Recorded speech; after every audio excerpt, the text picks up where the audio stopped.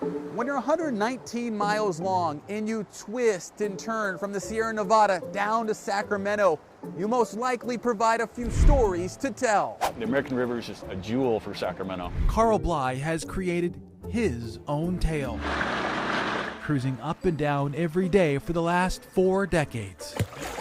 I've done everything you can do to enjoy the river. Bly might very well have the most recognizable face on the river, complete with his own nickname. AR Kayaker. I used to just go by A Kayaker, but a lot of people do that. So AR Kayaker for American River Kayaker. But as you're about to see, this kayaker who has no cape is a superhero in his own right.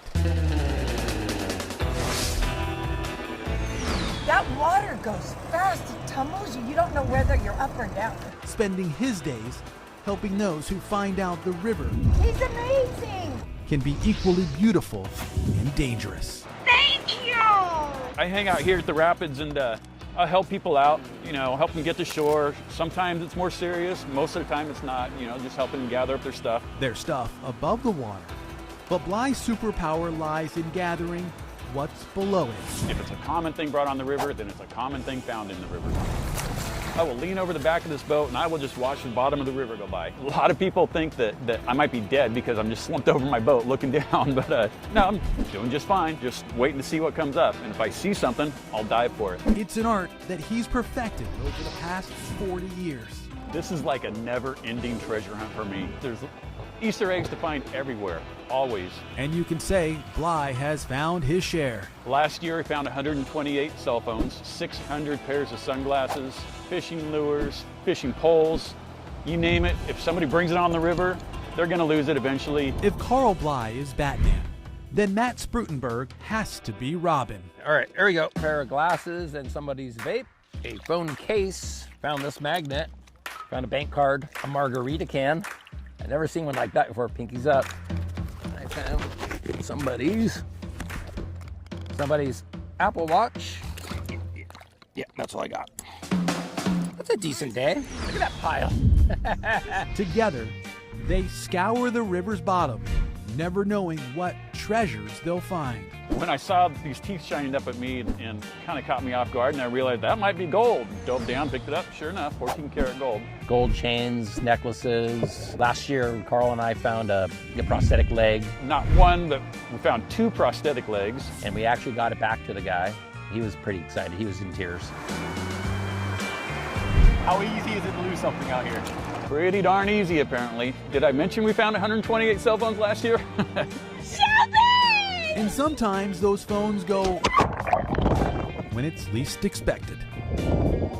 You can find a phone in the water and it might still be on. In fact, it happened recently where the phone was still recording, and it's the most incredible thing. Phone's just sitting there recording fish going by and rafts, and then you see this diver all of a sudden pick it up and going, hey! Yeah, it was recording. I was like, oh my God. So I just started recording my dive, and I popped up and there was some people right next to me and I started recording them. By now, there isn't much Carl and Matt haven't found. I don't even know where to begin. 600 pairs of sunglasses here. And as you can imagine, it quickly adds up. I've always wanted to do that. This is Carl's boneyard. Old electronics. People lose their speakers in the river. Umbrellas, jewelry here, car keys, Apple Watches. If you were a New Age pirate, this is your booty here, right? This is it. When it's time for me to die, this is gonna get buried in the ground somewhere.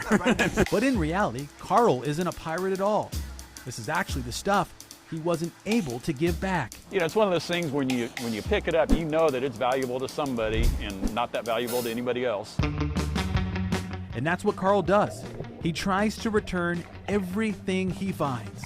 You look for stuff in the river, you find stuff in the river, that's an adventure, but then it's a whole new level of adventure to try to find the owners. It's so important to him, he created the American River Lost and Found Facebook page, where he posts his daily haul. In the past, I'd have to go through the phone book if I had a name, but now I just put a name out there and somehow magically 20,000 followers help out. And I just found the 63rd phone of the season.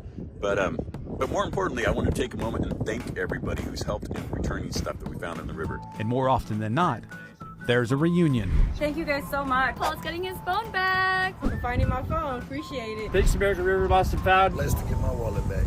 Thank you, American River Lost and Found, for finding my phone in the river. Yes, the river provides something for everyone. I just call it river therapy.